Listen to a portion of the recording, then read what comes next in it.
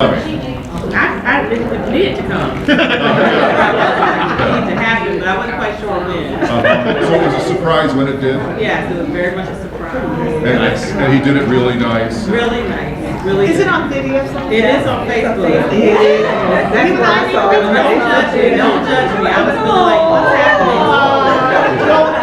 Don't judge me when you become my friend on Facebook. I know.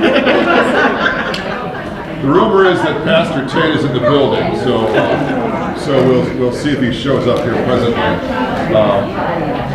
We begin by welcoming you all. Everybody's so excited to see each other in the new year, not having seen each other for weeks and weeks and weeks. So they're exchanging all kinds of good stuff. So it's good to see all of you. Welcome. As I said, the agenda looks light, but it's going to take us some time to get through it. I'm very excited about the outcomes of it. More on that in a bit. So let me just tick through the roll call, please. Debbie Elsa. Here. Terry England. Here. Tim Fogarty. Here. Mike Graham, yes. Jasmine, no. Micah Cameron. Here. Gary Lundgren, no. Kim Yamoyo. Yes. And an engaged Toylan O'Neill. Yes. Yes, she's here. Odell Owens, no. John Pepper is an expected absence. Cheryl Rose. Here. I saw you earlier. There you are. Laura San Regret. Here. Yes. Steve Shipman, we hope, will be arriving later. It depends on a flight from Paris. Pastor Tate, thank you very much. And Sally Westheimer. Yes, here. Thank you. The next thing is to review and approve the agenda. The agenda, as I said, looks light, but it's going to take us a while to get through it, going to the significant discussion piece. There are no additions to the agenda that I would care to make. I don't know if anyone else has anything else that they will need to do. We're going to want to move through it expeditiously. My guess is the executive session is going to take more than 300 seconds. So we'll have to kind of wait and see on that. So given that, I'll need an approval for the agenda, please. So moved. Thank you, Pastor Tate, and a second for that. Second. Thank you very much, Laura. So all those in favor of approving the agenda, aye. Aye. Those opposed or abstaining? Thank you very much. So let the minutes record that on a movement, motion made by Pastor Tate and seconded by Laura San Regret, the agenda was unanimously approved, which brings us then to another action item. This was the pre-read for the minutes that were circulated. I hope you had an opportunity to look them over. My compliments, again, as always, to whoever took the minutes this time. Leslie. Yeah. Thank you. Thank you, Leslie. Does anyone have any comments, questions? Debbie? You notice how I looked straight at you. Does anybody have any comments or questions? I agree with you about the minutes. My term was refreshing and accurate, but I had two little things. Oh, Under number 6, interim executive director's update. I'm just asking at the bottom for clarification of language. There is an opportunity for an excess capacity of 270 slots. I'm not sure what that means. Oh, yeah. That means that there is an opportunity to enroll more children to fill the excess capacity or additional capacity that we have in the current community-based programs. And so we have been asking the programs how many open seats they have as they're reporting their attendance. And in the data collected for the month of November, we found that there were 270 available seats in existing 3, 4, and 5-star programs in the community. Okay. And the other thing is a little thing. On the next page, under Father Graham spoke, the third line down, I think that should be had very thorough discussion instead of through. I just wanted you to know I was reading. I think that's right. That's it for me. so pursuant to your first comment, I'll give these comments to Leslie. I've amended the language that you showed us initially. So it reads, in 2018 from community-based providers that CPP has, there is an opportunity to enroll more children for an excess capacity of 270 slots in 3, 4, and 5-star programs. Is that captured? Yes, thank you. Thank you. Good. So So anything else on the minutes? Hearing none, a motion to approve, please. So moved. Thank you very much. And second? Thank you, Sally. So all those in favor of approving the minutes, please? Aye. Those opposed or abstaining? Thank you very much. So let the minutes show that on a motion made by Debbie Alsa and seconded, and I forgot who already forgot who seconded it. Sally. Sally, thank you very much. The minutes were unanimously approved. Which brings us to the part of the agenda that we set aside for public comments. Once again, for those of you who may be joining us for the first time, our process is to invite people who would like to make comments, certainly to do so, but we ask folks to sign in first. Typically then, I get a little card saying so-and-so on behalf of such and such would like to make a public comment. Nothing like that has come to me, so I don't know if people have signed in, I just didn't get it, or what. So are there people who have signed up to make a public comment or not? Looks good. All right, thank you very much. We appreciate certainly your attendance here because it connotes a real engagement with this important community effort, so thank you. That brings us to the committee reports of the portion of the meeting. I'll defer to the several committee chairs. Somebody will be making the report on behalf of John Pepper, I presume. Kimya, that's you? Great, thank you so much. So let's just go in order. Debbie, beginning with you. I don't have them. Oh, I'm sorry. Oh, that's right. You're looking at the old agenda. Oh, I am looking at the old agenda. Why don't I look at the new agenda? You know, in my mind, we just approved the old agenda. So I don't know if we have to revisit that or what. Old agenda gets me off the hook. Not this one. So Master Dave. we have, there's some information from financial audit that we have for information to share with our promise team spending, CPS financial reporting, and carryover funds for approval today, and then the financial results information. So the approval that we're looking for, and there's information in your packet regarding promise team spending that has been provided for by our staff. I don't know if you have any questions about the promise team spending. It was good to see the budget model. Yes. Over a period of what, a year? Is it? Yes, sir. Any questions from any board members regarding that? Excellent. Likewise with the CPS financial reporting, there's a... Let the minutes record, by the way, that was one of the first times ever that questions were asked for by the board and none were forthcoming. I hope I'm setting a precedent. So the CPS financial reporting, also there's a slide in your packet, and I see now one being displayed on the screen regarding the financial reporting information. You can see the dates before the 21st and then after the as of the 21st regarding two areas, tuition assistance and special education. The dialogue here is just to tell us how that information is being done internally with CPS. For the providers, This is for the the special ed team. Yes, ma'am. Yeah, we have been collecting that information. Some of it was just the fact that we had the holidays and it hit, but that information is being collected and prepared and will be ready for the next finance committee. Good news. Thanks. Way to go, Cheryl. We're on it. Yeah, I'd say so. Aim to please. Yeah. See how that works? Post Ms. Broadnack's statement, any other questions about that? Okay. Then the carryover policy is just a revisit. Hector brought to the board, it was a couple of months, maybe a little less than a couple of months, the carryover policy that was brought forth. And there was an ask or recommendations to go back and revisit. And Hector went back and took that information, given all that he knew at that time and what he knows now. So the policy reflects the updates that were recommended from this board as it relates to the carryover policy. And there were some questions about, what's the word I want to use, terminology and flow. But if you have any questions now, will be the time to present those questions. And this, remember, was based on money carrying over from our short-term budget to our first-year budget, and how those dollars would be managed and/or documented.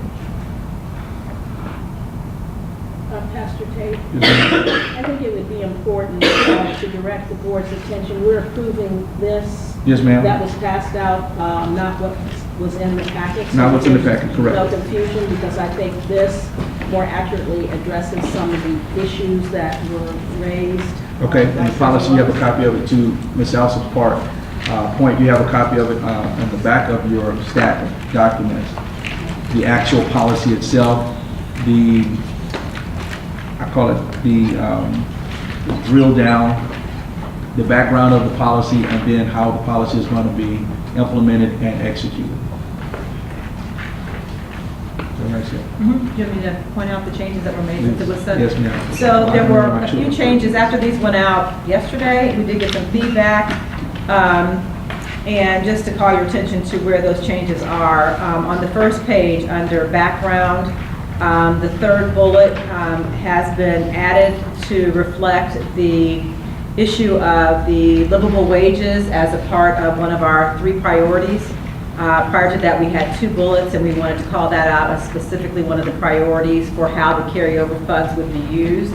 That also is spelled out more clearly on the back of the page, on page number 5C, to say that once we have a plan that the board defines and approves, that will pay out to a third party to make sure that the livable wages provision is addressed. That was the most significant change. I think that was that the only change, Hector? There was 1 to point 8 where we have given the reduced budget. Instead of small budget, we changed that to reduced budget. I have a question. What does the master agreement say a livable wage is? It refers to $15 an hour as the hourly rate that would produce a livable wage, and then it also refers to wage parity, which in our discussions as we were negotiating the master agreement meant a percentage of the starting salary of a CPS kindergarten teacher. But that's not what the agreement says today. It's not that specific. That's the thinking that went into it as we landed on that language. So if we're doing a survey, if we come back and find out that our quality providers today don't pay $15 an hour across the board, are we suggesting that we're going to raise everybody still up to $15 an hour, even though quality is provided at a lesser amount? I think that will be the discussion for this board, but that's been the thinking. Right. Beyond this board, Tim, what I would say is the expectation in the community is precisely that would happen for a number of people. Now, we can have our disagreement about whether or not that's a wise thing. One of the issues that we need to understand is what the impact of so doing would be on other instructors within the ecosystem generally.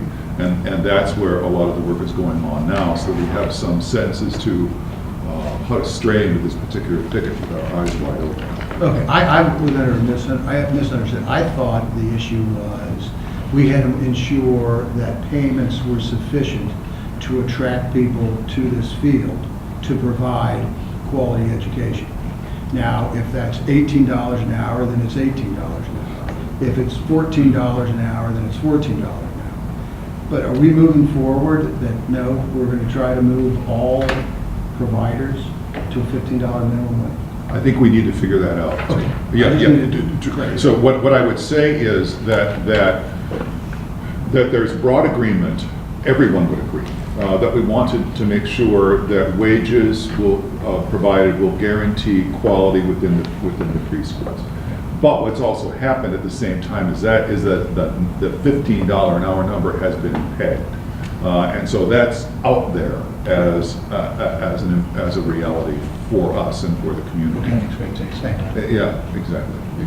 And if that isn't going to be what we're going to do, then we need to say why and wherefore. Be prepared for that. And so I have a question. So when do these discussions occur?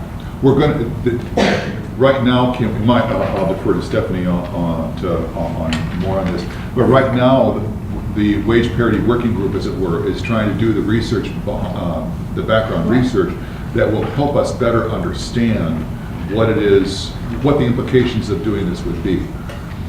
One of the things that we're going to need to grapple with, though, I think, soon, is do we just sit on our hands and wait until all that work is done, or are there some proactive steps that we might take to move more into, as it were, compliance with that understanding in the community? Launching, for example, a kind of case study isn't right.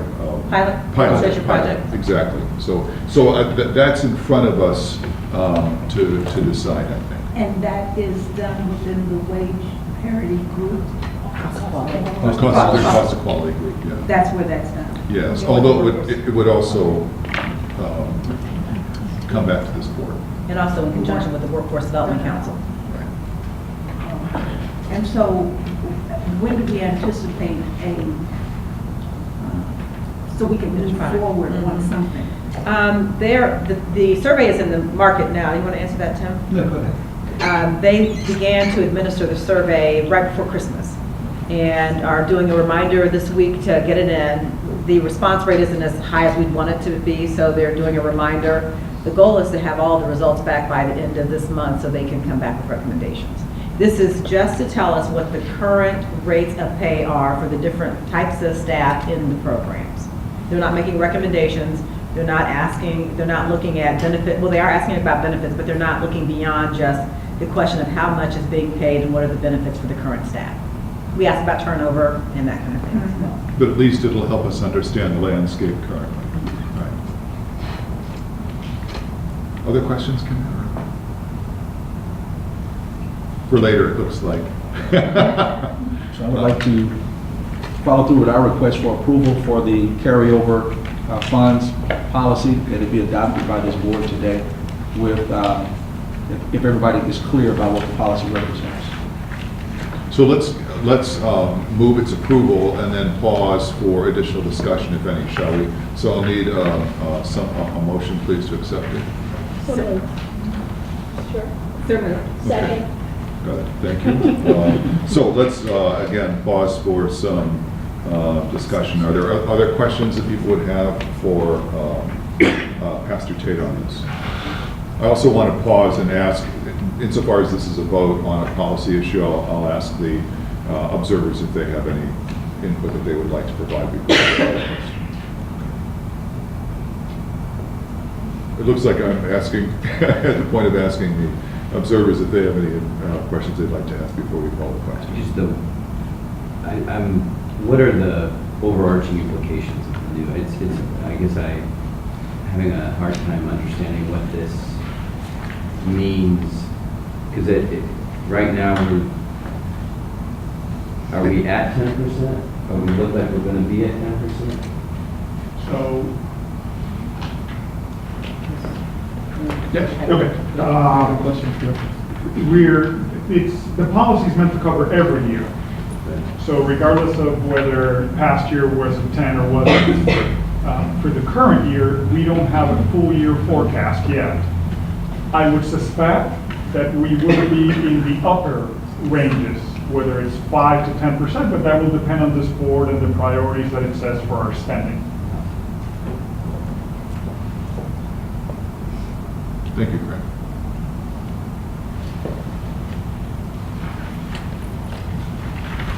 Odell, what we're doing is looking at the carryover policy that's in your packet there. It's been, the approval of it is, has been made and seconded, and we're just having discussion on it now. Other questions? May I call the question then?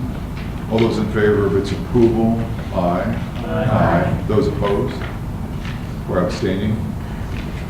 Good. Motion carries unanimously. Thank you. Let the minutes show that on a motion made by Cheryl Rose, seconded by Deborah Alsop, that the carryover funds policy was unanimously passed. Thank you very much, Pastor Tate. Just want to point out the final piece of our update is that you see a financial report in your packet as well that is to 11/30, November the 30th, for our spending for Preschool Promise.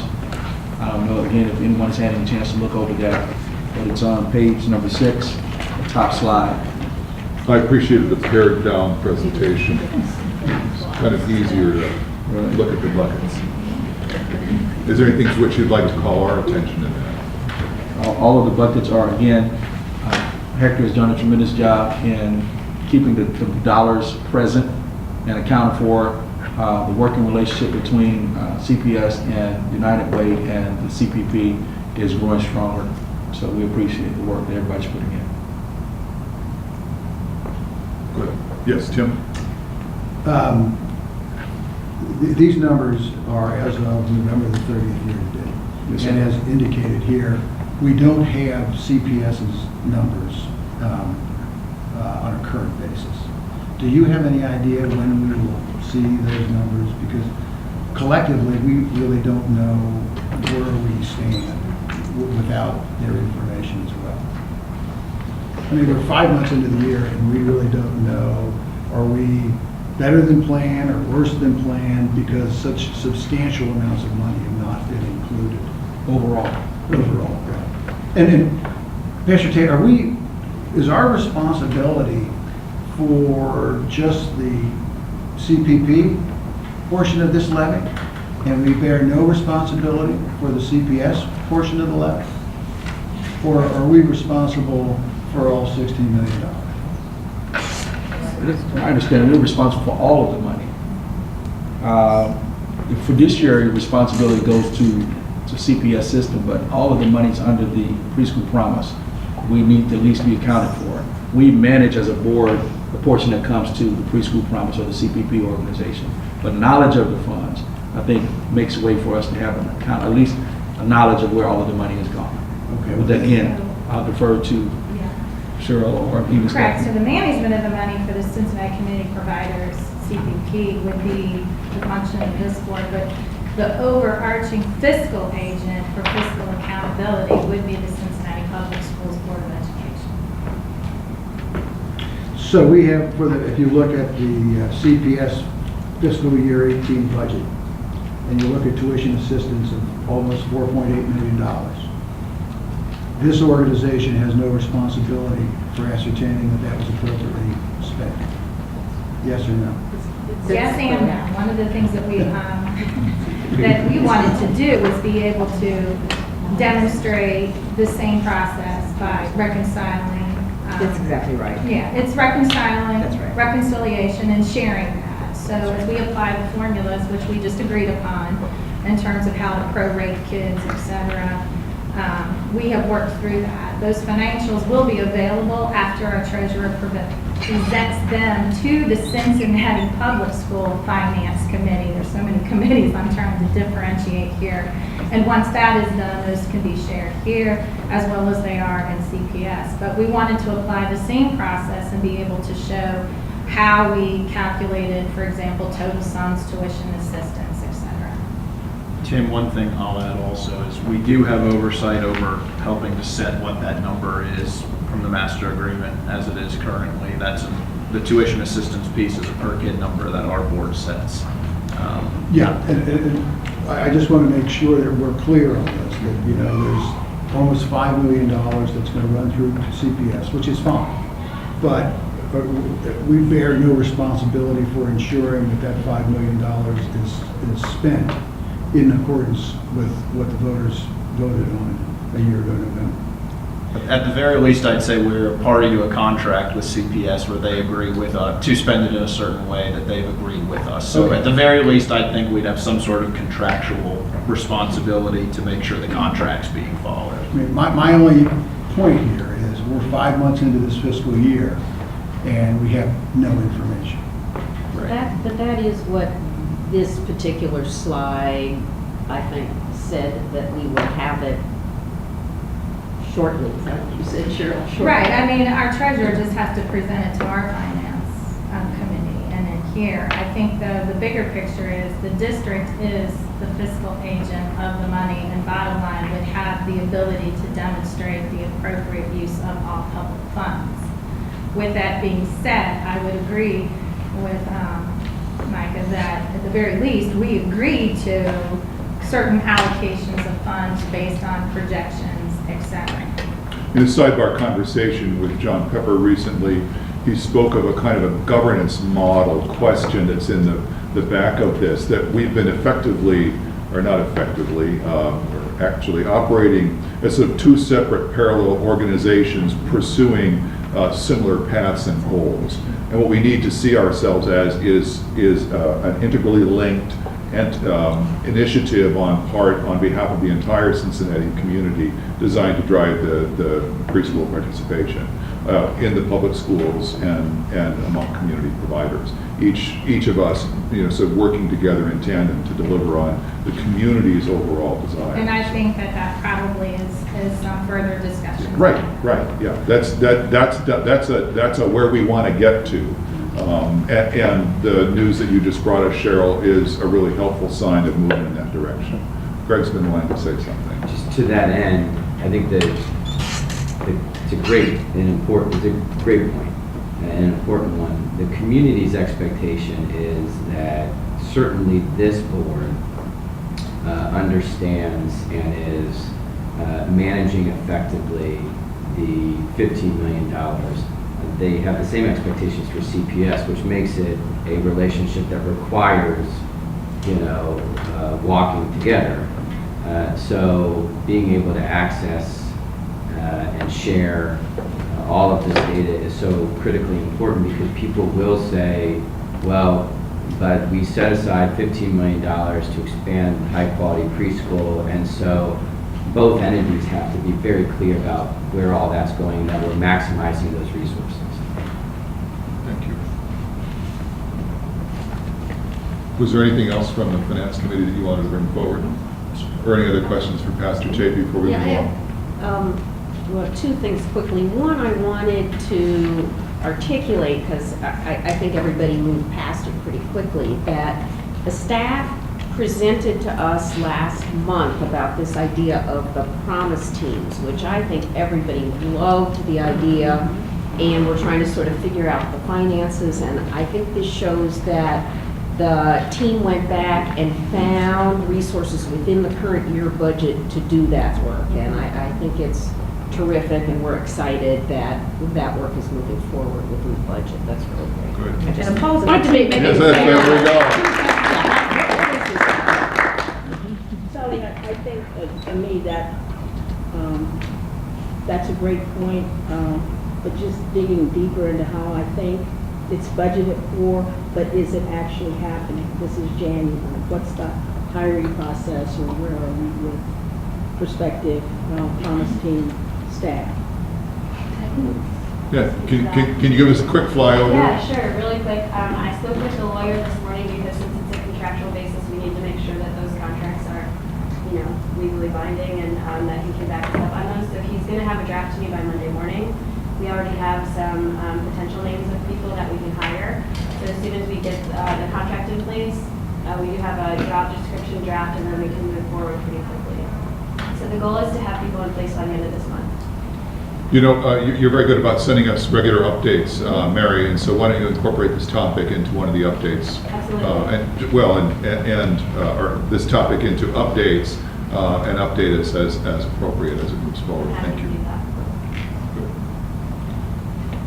Did you say you had two things? Yeah, the one other thing is, and I communicated with Stephanie and Hector on this, that I was I continue to be concerned about how little has been spent on quality improvement, and so we've had a little bit of a discussion, but I'm a little taken aback by how this is not really off the ground yet, and it needs, I think, a high level of attention. And since we're doing some what are our priorities Right. further in the meeting, that's going to be a topic we can bring up. And I concur with that. Thank you. Let's move on then with that to Kimya. You were going to report in John Pepper's stead for community engagement. Right, the Community Engagement Committee met in December, and we just have two basic concerns. One, we were, and everyone should have one in front of them, a small sheet in front of you, an update which should be provided monthly, and it can be emailed.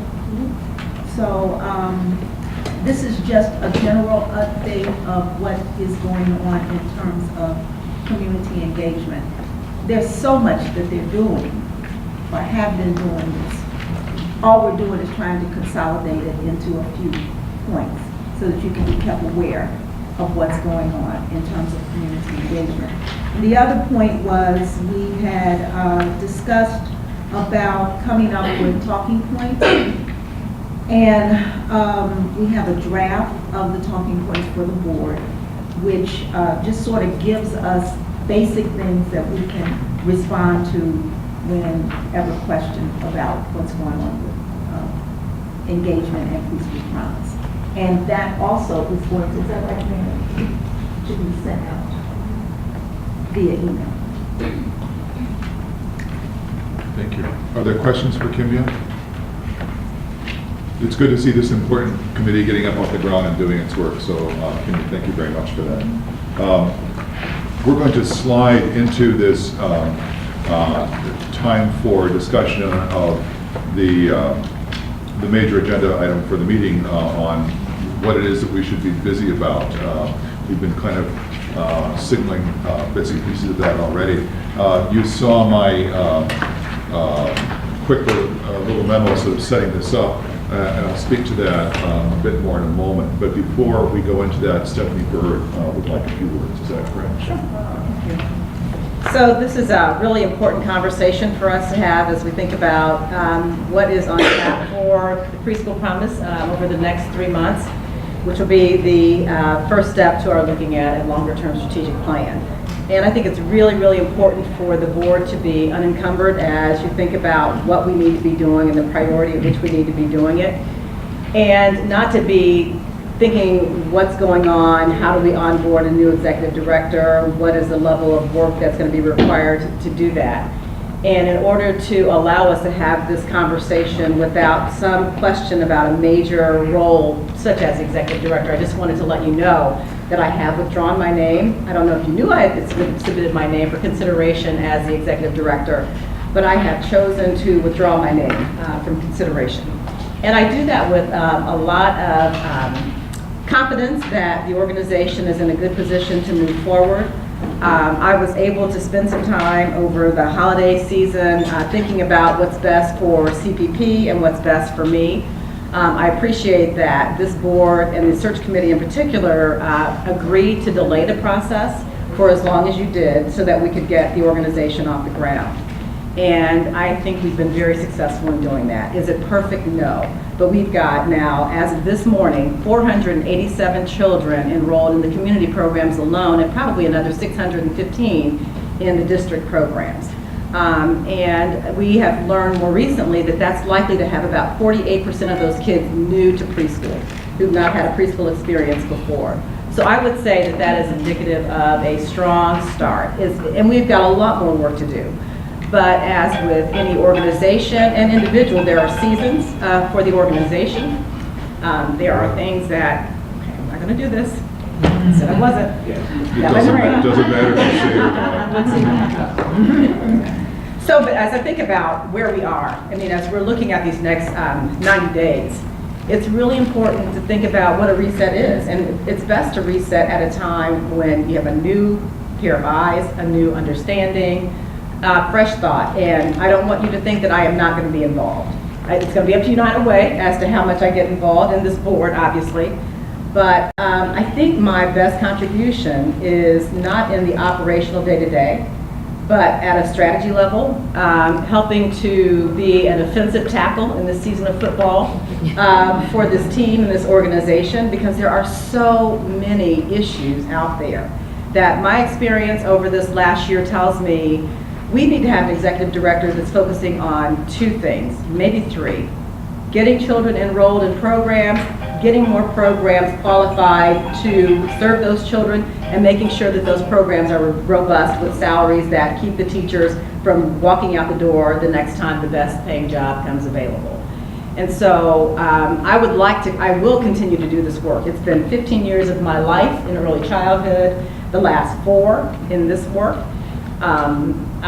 It's like my 4th child. It's a cute kid. It has a lot of potential, but there's a whole lot more development that it needs, and it needs this board support, and the team needs the board support in making this happen. So didn't want you to go into this conversation wondering, because knowing that will help you think more strategically about what the needs are going to be.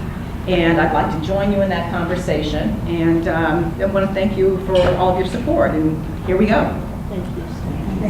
I am going to say what is in all of our hearts right now, I suspect, which is that we wouldn't be where we are now, which begins with those numbers and ends with those numbers, but includes so much more, the vast infrastructure that had to get set up in order to get us to this place, the working relationships that have been developing with CPS and community providers and community groups and so on. Stephanie, this would be nowhere whatsoever absent your incredible dedication over these last many months. And so I know I cannot fully appreciate how difficult the decision was for you, how important the decision was for you, but I am very, very grateful to you for all your incredible work on behalf of our kids. Right? Thank you.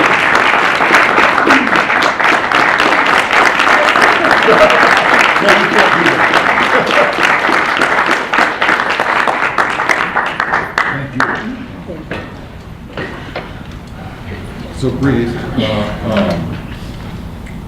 as I said in the memo, this new year presents us a fresh opportunity with the new semester beginning, the impaneling of a fresh school board, Carolyn Jones coming in as the school board president, the executive director selection coming to a close, hopefully shortly, we'll see. To sort of step back from the successes and say, okay, so far, so good, this is what we've done, it is what it is. Now, looking forward, what do we want to make sure that we accomplish? I have kind of there's several purposes in this exercise. One is that I think for us to have a conversation about those things which are most important for the organization to accomplish in the coming months prepares us well to talk with potential executive directors, because we have an agreement then among us as to what the skill set is that we're looking for to hire against, right? That we have some sense as to what those tasks are. The second thing is that I've long since found that I'll use the imagery from my own faith tradition, of course, that you put out a job description, you want somebody who can walk on water and feed multitudes with scraps of bread and fishes and things like that, and you have to settle for the concrete specific people that you have in front of you. What's always the case is that there is no one ideal candidate. Each candidate kind of has different aspects of the ideal candidate there, and they intersect then with the needs, opportunities, and strategic possibilities of the task going forward in different sorts of ways. Which also means that they don't intersect with that in other kinds of ways, which means that there is a particular, that while there's a general onboarding program that needs to be imagined for any candidate, no matter who it is, meet this group, be introduced to that constituency, be in front of these folks, the particular onboarding will take shape against the background of the particular characteristics of the particular candidate selected. So this is something where we will turn in a special way again to the search committee for their guidance, because they have gotten to know the candidates better than we have and can be helpful in coaching us forward. So that I think this exercise of thinking together about what the go-forward agenda for CPP looks like right now, concretely, specifically today, will help us and as we imagine who to hire to lead the organization and how best to onboard them. As well, I think it's going to help us understand our roles and responsibilities. I have no doubt that as we imagine things that need to be done, the executive director will be driving a great deal of it. But the executive director is going to need our help in all kinds of different ways. Stephanie said, and we will hold her to it because it is in the minutes, that she's not walking away from this organization. You know, that we are going to really need to think through as to an aspect of the onboarding will be, as it were, the transition plan. You know, what's the nature of Stephanie's ongoing relationship to the organization over what period of time? We have all kinds of allies and assets in the community. You know, it's good to see Greg Landsman here, for example, now on city council, by the way. You know, and so you don't say we should still stay on this board? well, he's the observer from the Preschool Association. So the how is it that he may be of help, or others in the community? You know, and so I think having a clarity around what our agenda is will also be able to say, okay, Mike Graham, you know, we need you to pick up the phone and call, and so on. And that's something that each of us can be prepared then better to step into. So I asked you to do a little bit of homework in advance and actually provided you with an example of such homework that Greg Landsman was kind enough to share with me through the Preschool Association of what you would think the go-forward agenda looks like, the proverbial 30, 60, 90 days. I'm going to break you into groups. I'm going to do the board members first, and then what I'm going to do is plant the observers in those, and then invite the members of the public to kind of join in, although this is a board member conversation primarily. And so what I would like would be, let's see, from groups of 5 or 4, is it? Toylan to Terry? Yes. You just sort of move your chairs over there. And then Cheryl to Stephanie plus Pastor Tate. And then Micah to Kimya. Find congenial places to go and sit. Greg, why don't you stay with this group? Cheryl, why don't you join this first group, and then Visha come up with Debbie and Cheryl and Stephanie. I'm going to move from group to group, and I'm going to bring with me these things. So we have newsprint here. It's going to be very important for us. Why don't you take the other one?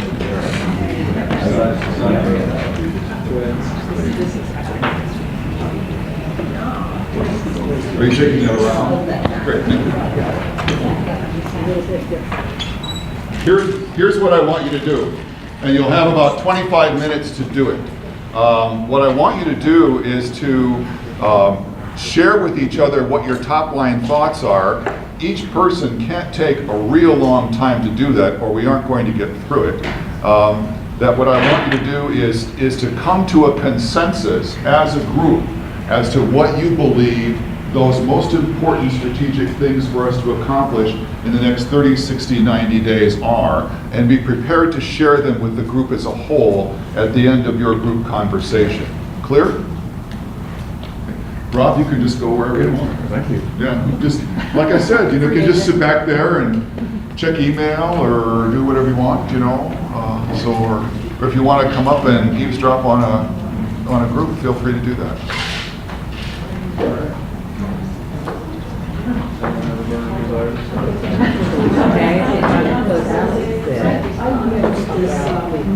template that programs and list the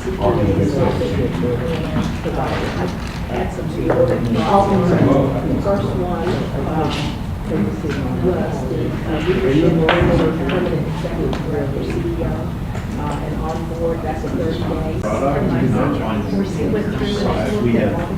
Both in quality improvement, community providers and CPS, we're out there saying we've got this great free product. We've got a lot of people who take it so far, and there's a whole lot more out there, and we gotta figure it out. We know price is what's keeping us from it. The quality, both these things, we're giving it, not having to. I think we have to figure out what is that next highest level that we've got to get to find the people that want to take this.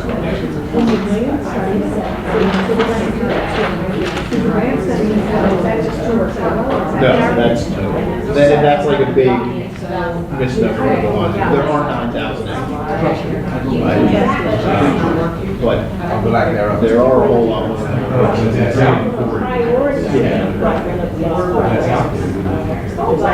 Right, but we don't know. Our 1,000 number isn't 1,000 out of 10,000. It's 1,000 out of 1.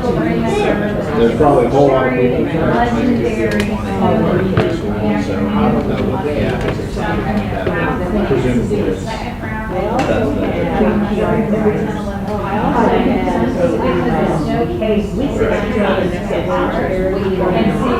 CPS doesn't want to, I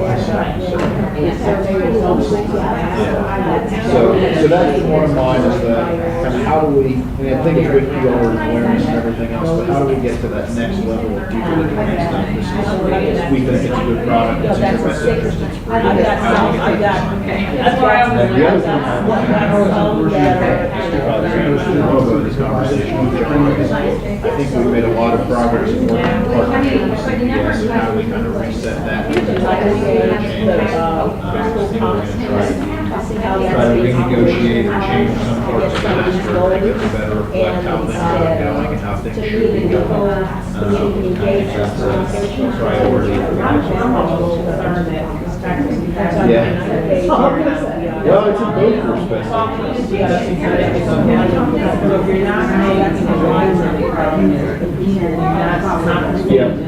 And I do think the plan is to start that.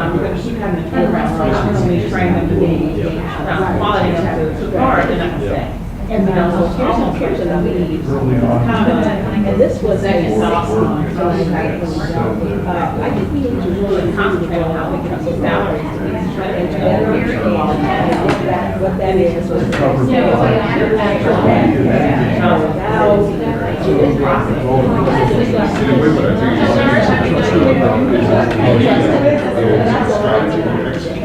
a strategy for achieving goals, and then execute.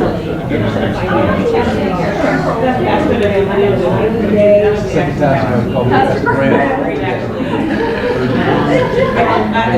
I'm sorry. That was a Freudian slip.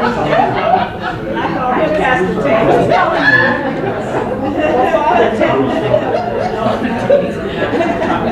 That's Father Ted. Everything else is, all right, so I mean, where we are with goals, objectives, organization. So that's So in order to say,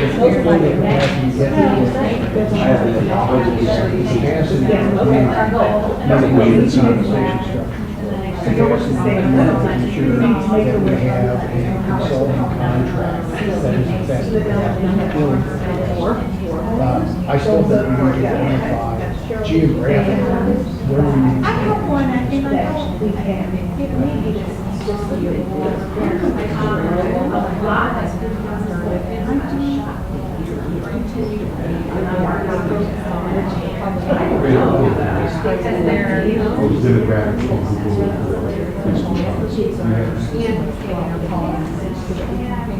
Kind of support you can. I think it's 80% city. No, there's not. You got Amberley, Silverton, so Delhi, but in those more conservative areas, it's outperforming. Story to So it was mostly. The other thing that I think is It is a longer term. Yeah, 62. handicap. No, but in the polling, Because, in you the know, polling, we, it's matched up pretty as well. hard as we try, we're still spending way too much African energy American supported the pushing our way. And quite frankly, and I'm not a provider.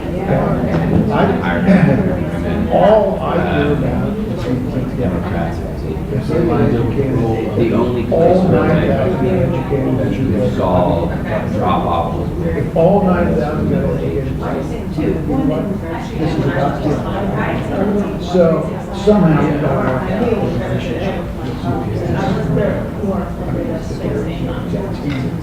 But isn't it about performing? we don't need to build capacity. If they can do it, and vice versa, they don't need it. Why, yes. If the community is a big service. It's probably only three. You take 16 Right. administrators, we got $13 million. Charlie Cruz and That's education. 27 kids. Yeah, that's a really good So we've got to do that. The only way we can do that is truly our Does that go back to us even This is like a push pull, you gotta do this, you gotta do this.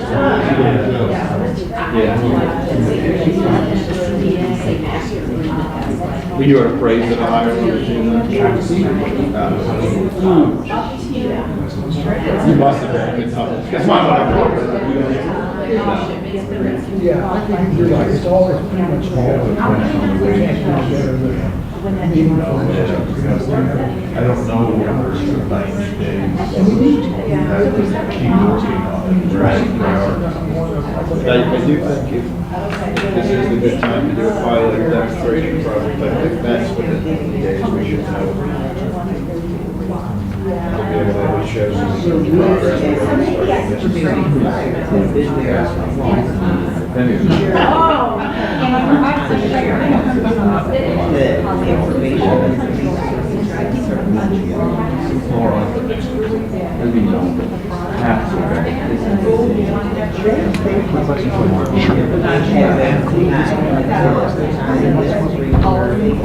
I invited them to bring the tables.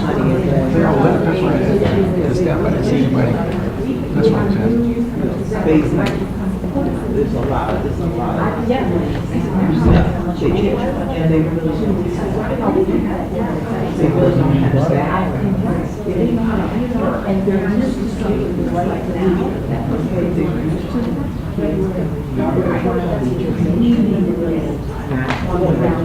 That's under quality. Yes,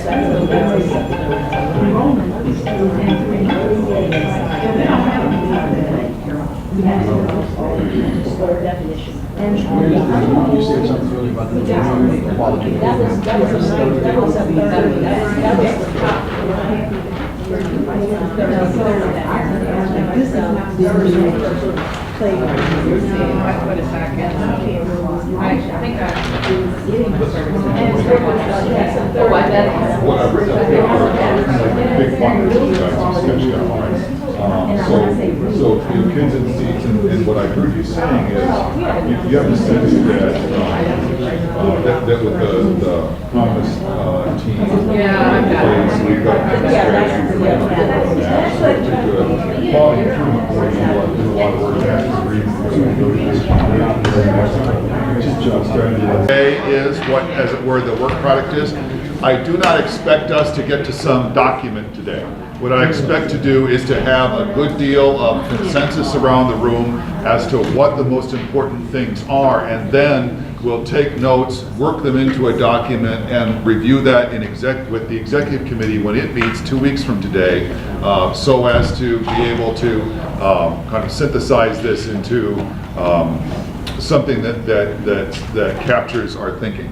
So what comes next? What I'm going to ask is each group to present on its results, the results of its discussion, and ask everybody else to listen.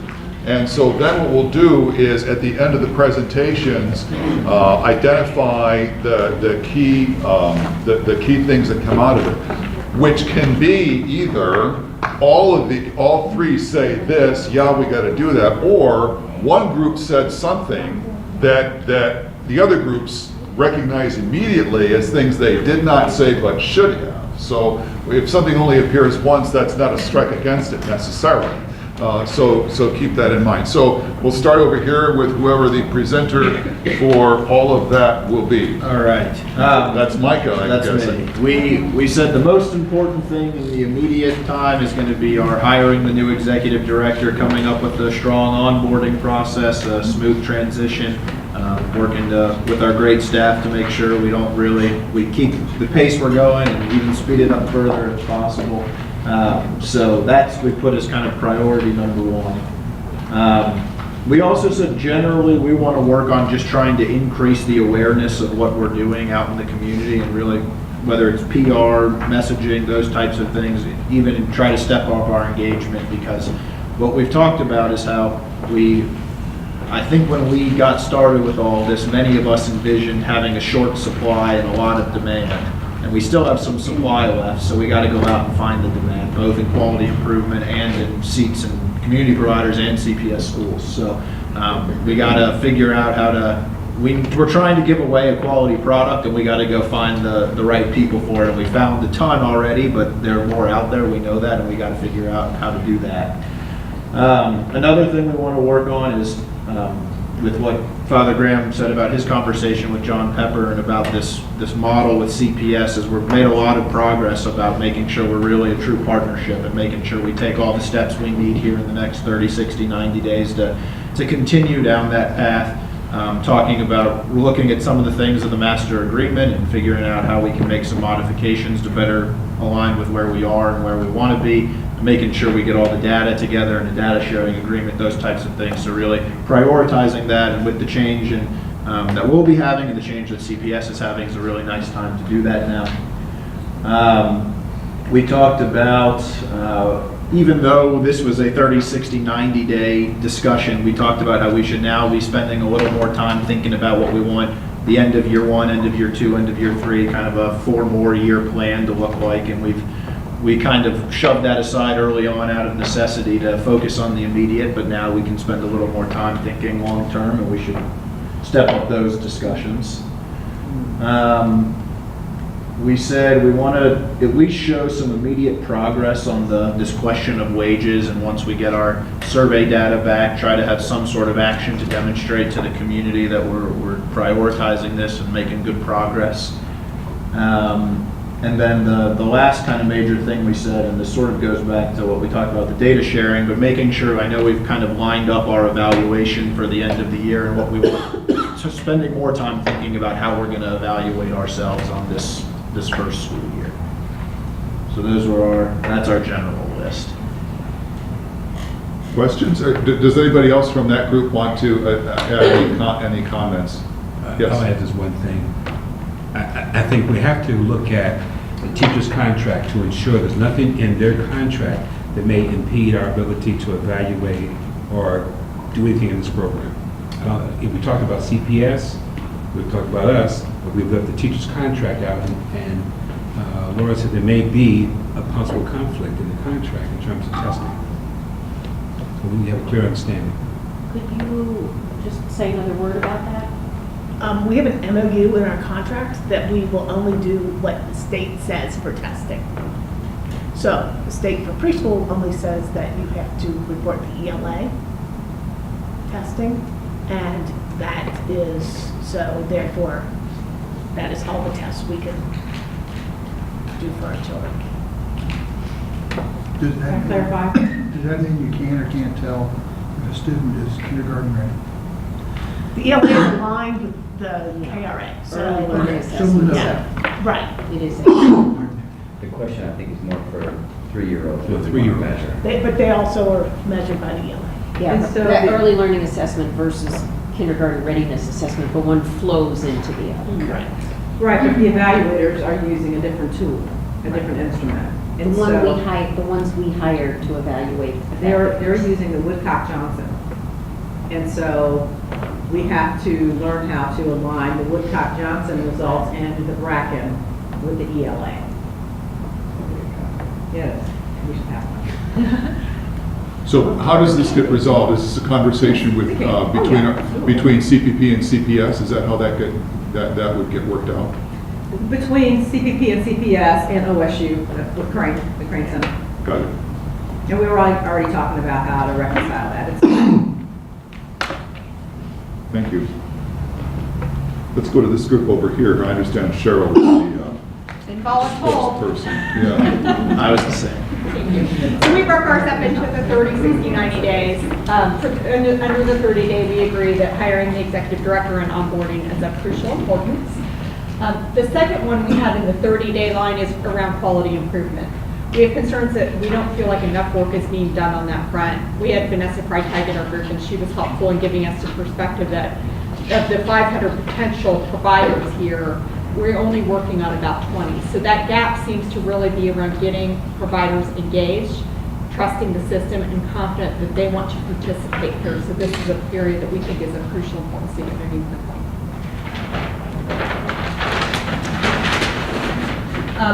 Within the 60-day, again, the survey results for wage parity, so we agree that that is a priority. And then the quality improvement model, having that developed and tested so we can learn and tweak and get moving on that front. And then with the executive director in place, we think that time would be to hire and review recommended staff structures. So that's something we talked about a couple of meetings ago, but with that new ED in place, it has a chance to see the State of the Union, assess the team, and decide what positions need to be hired for. Under 90-day, promise team assignments on measures, engagement strategy, et cetera, to make sure that their work is successful and they're poised for success.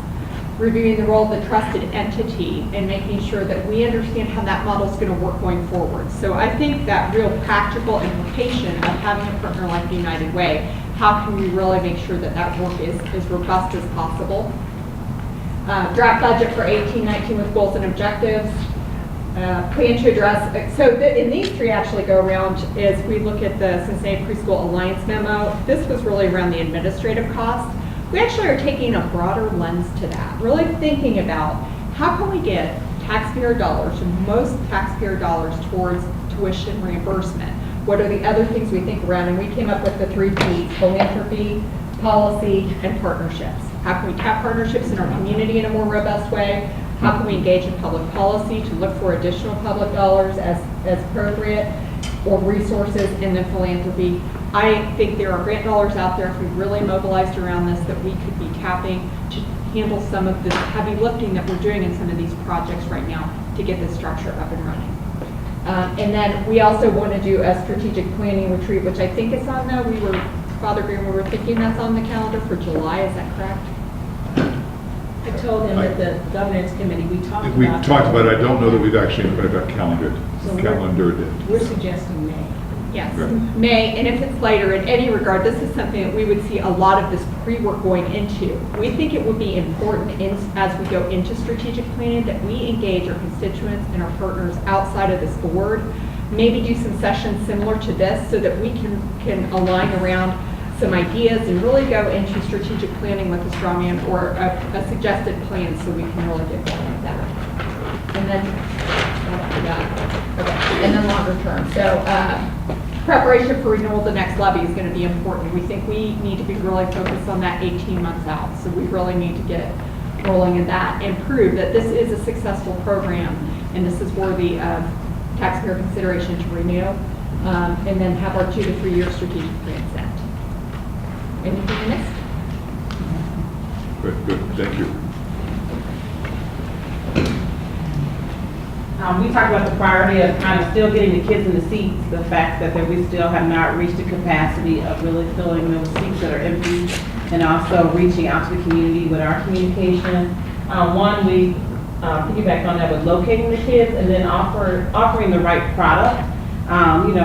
Is the time frame of the program fitting the needs of the parents? Is the looking at what the family needs are, the value proposition for preschool, and having families understand what that's about versus like daycare, and kind of getting them to understand the educational benefits of preschool, and then financial liability of the private providers, kind of looking into that. And then we talked a lot about quality improvement strategies, geographical targeting, and then restructuring our contracts with the coaches to improve the contract with the coaches. And then we talked about the master agreement, kind of reconfiguring that and looking at how we can better align with what we're doing and what we need to be doing versus all the ambiguous things that are in it that we haven't been able to do or are about to do, so we still need to kind of deal with that. And then, of course, the wage parity and the cost of quality, seriously looking at engagement around that to ensure that the right staff is committed and working in these centers. And then to enhance our relationship with CPS, we still kind of have two tracks going, where CPS is going this way, we're going this way, but we're both doing the same thing. And then hiring the new ED and onboarding of the new ED, and then building capacity for the program. So I know we said some other things, anybody can add in. But a lot of the things we kind of had the same kind of discussions that everybody else had. That's kind of a good thing, don't you? Yeah. So, what I'd like to do is to spend 10 minutes or so, we'll see how long it goes, for any kind of top-of-mind commentary. I think your closing comment there, Toylan, is really good. There's a lot of consistency around this. I think we know what the work in front of us is. Now let's talk about that work a little bit more. If there's things we'd like to say more about different aspects of it. So please, feel free. It's just one thing I was thinking, listening to all of that, and for us taking responsibility for those as a board, is who's going to be doing what, because it's a whole lot. And some of them may nicely fit under one committee that we already have, and some may not. So thinking about, once we get to this agreed list, how we're going to organize that will be an important one.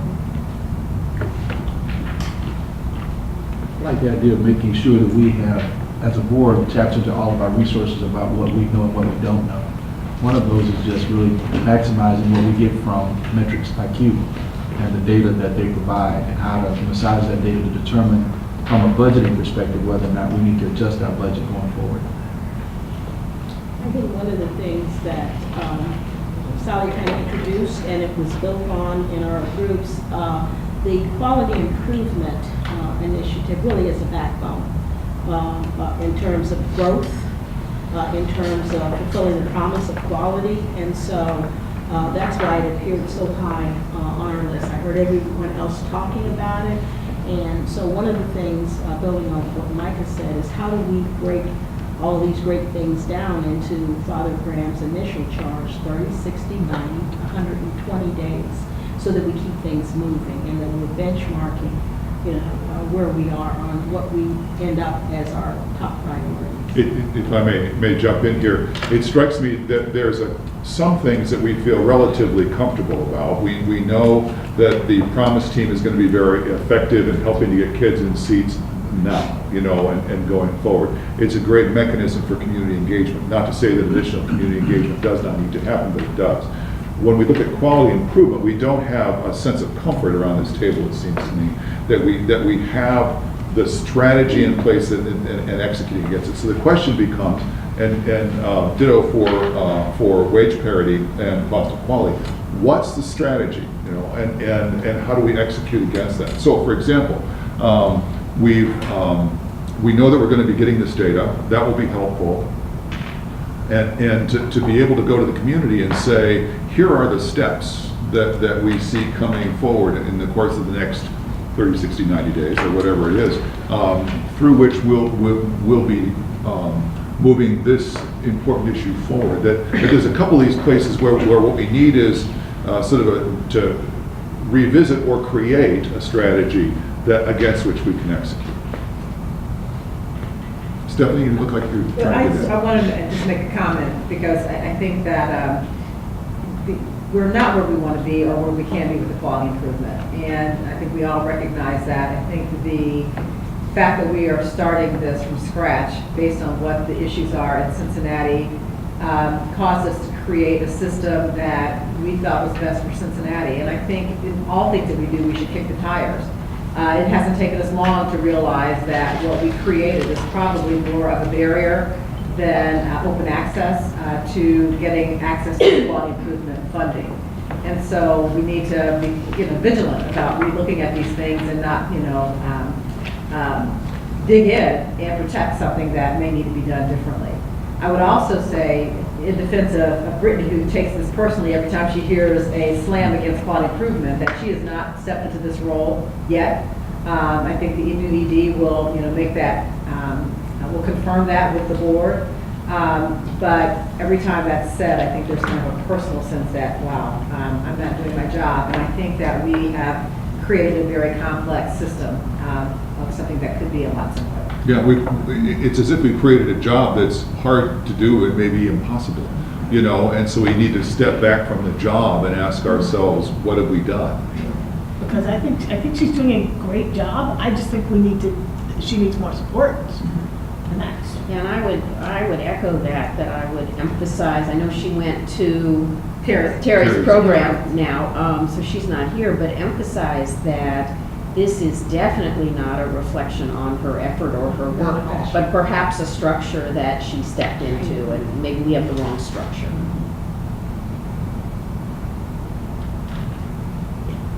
Anybody else want to offer any comments? I'm going to go to the observers next and ask them if they have any comments, but I want to make sure that we get the board. Yes, Tim? One other thing I think at some point in time we need to address is how we're going to evaluate the success or the effectiveness of these programs. So are we going to rely on just CPS to tell us if the children who went through these programs are kindergarten ready, if that's the objective, which I believe it is. I mean, that can get kind of complicated. I don't know what data you can share or can't share. We have an evaluation contract, an outside The contract date. here that. No, it's with the Ohio State. So that will test the students? Mhm. Okay. All right. As permissible. They're already getting tested. This That's will correct. allow us to see whether or not these students did better. Did in fact this work? The underlying assumption that a year or 2 years of public preschool makes a difference in terms of school revenue. And that's given at the end of the 4-year-old year. At the beginning of kindergarten, first year. Well, first 40 days of kindergarten. The kindergarten readiness assessment, but we're looking at other measures along the way.